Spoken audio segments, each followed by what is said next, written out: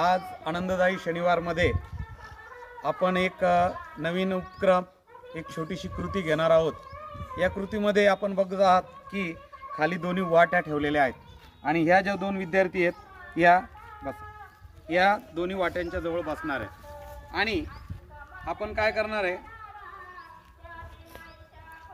ह्या मुलीच्या डोळ्यावर एक छानशी अशी पट्टी बांधणार आहोत। दिसतंय का तुला? काही दिसतंय का? दिसलं काही? थोडं पुढं सरक पुढं, थोडं पुढं सरक पुढं, तू पण पुढं। आता इथे समोर एक वाटी दिलेली आहे आणि या वाटीमध्ये आपण पाणी टाकतोय। काय टाकतोय दिसतंय का सर्वांना? पुढं सरक। आता तू काय करायचंय, हा चमचा घ्यायचा आहे आणि या चमच्याने हिला पाणी टाकायचं। चला माझा घे, चमचा घे माझा।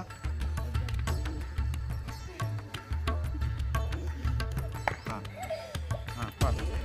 तू काहीच नाही करायचं, तू फक्त हे करायचं, तिनं बरोबर अंदाजानं पाच। तुला दिसतंय वाटतंय ना? हा चल घे, चल पाच पाणी।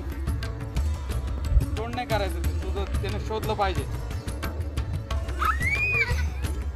हा पाच ना, पाच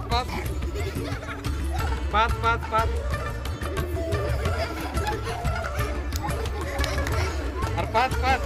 तू सरकू नको, तू सरकायचं नाही, तू जागरच राहा। चला पाजा, हात नाही लावायचा। हा पाजा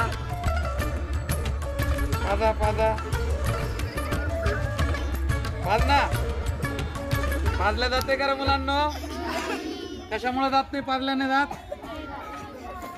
हा पाजलं गेलं पाणी। हे बघा विद्यार्थी मग सगळे कसे करतात बघितलं का? चला हा इकडे बघा, पाणी पाज ना। इकडे घे रे, बेटा इकडे घे आणि एकदा राऊंड मध्ये बाहेर काढलं ना। हा पाणी पाजता आलं हिला? आलं का? नाही। आता इकडे बघा, आता आपण हिच्या डोळ्यावर पट्टी बांधू आणि हिला पाणी पाजायला देऊ।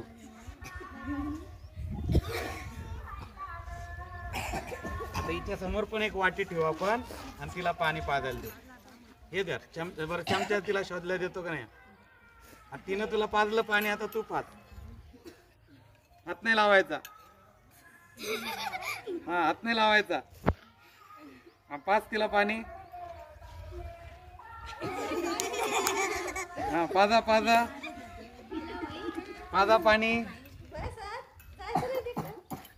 पाणी पाजा।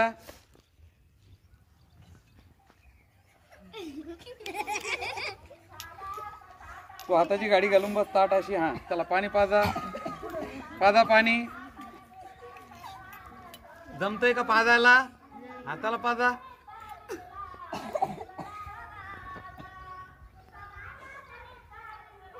वाटलं तर तू खूप पुढे सरक। हा आता पाज। हा पाणी टाका ना तोंडावर टाक। अरे तोंडावर नाही, म्हणजे पाजावं लागेल। असं फेकून जमणार आहे का? नाही। चल पाणी पाज, हा पाच पाणी पाज।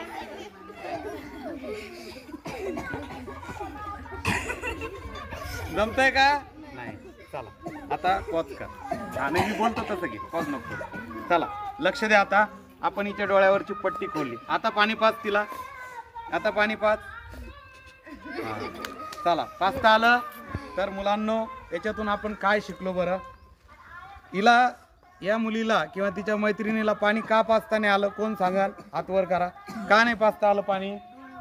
हा चल उभा राहून सांग। हा मग डोळे बांधल्यामुळं काय झालं? आंधळ झालं, बरोबर आहे? दिसलं काही नाही? तर आपल्या देशामध्ये पण आपल्याला काय मिळतंय आपल्याला माहित नाही। आपल्या डोळ्यावर पट्टी आहे। आपल्याला काय देणारा त्याच्याही डोळ्यावर पट्टी आहे, जो घेतोय त्याच्याही डोळ्यावर पट्टी आहे। तर मग आपल्याला काय मिळतंय? आपल्याला आपले हक्क मिळतात का? आपल्याला आपलं स्वातंत्र्य मिळतंय का? कोणती एखादी योजना, एखादा लाभ व्यवस्थित मिळतो का? आपल्याला कळत नाही।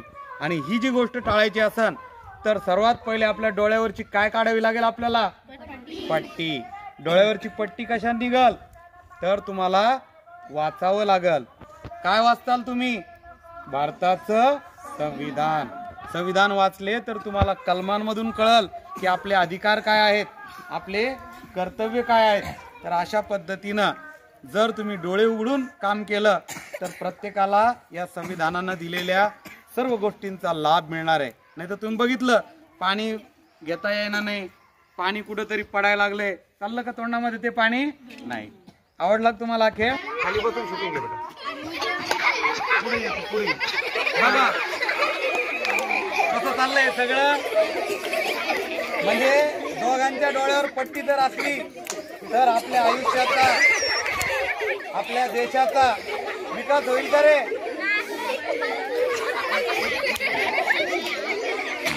पाणी प्यायला भेटलं का? चला आता एक मिनिट, आता एक मिनिट. आता मी या डोळ्यावरची पट्टी काढतो.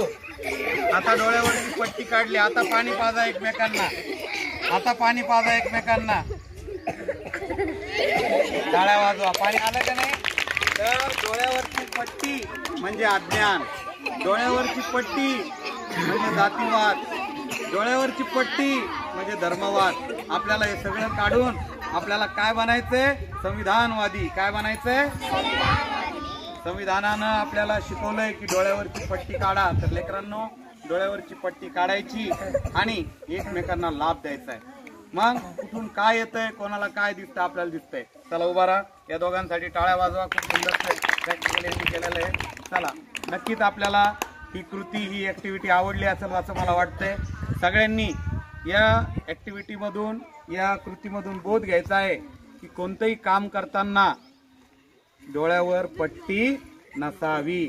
डोळ्यावरची पट्टी काढून पुस्तक जरी वाचायचंय तर ते पुस्तक वाचताना डोळ्यावर पट्टी नसावी, समजून वाचायचंय.